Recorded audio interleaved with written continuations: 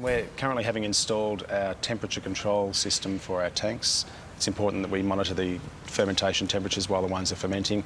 It also controls the heating and the cooling system for the fermentation process.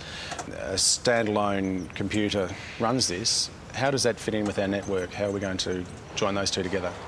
Well, I imagine previously, Peter, that if it was a particularly warm night or a particularly cold night and you were getting concerned about your vintage, you'd have to wander across here in your jammies, check the computer and see what was exactly happening and whether or not the fermentation process was being affected. Well, now with the network, what it means is that computer is not standing alone. It's joined to the network. You can be over in your accommodation.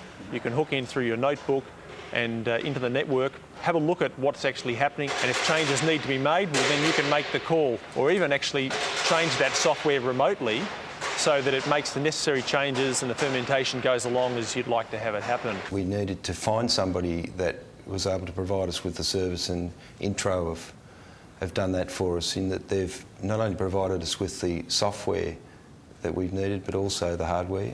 There's often problems between the software and the hardware, and they'll blame each other if you've got a supplier that for one and another supplier for the other. We'd have regular meetings with you to discuss what your needs are, what your future plans are. We've completed the setup and the installation of the VimWizard software. Most of the components on the server can be serviced over the phone. So that ITRO can dial into the system and make the changes that you require online. Great. Well, how do we stop hackers getting into it? How do we stop other people who may want to alter the temperature on one of my tanks? How do I stop that from happening?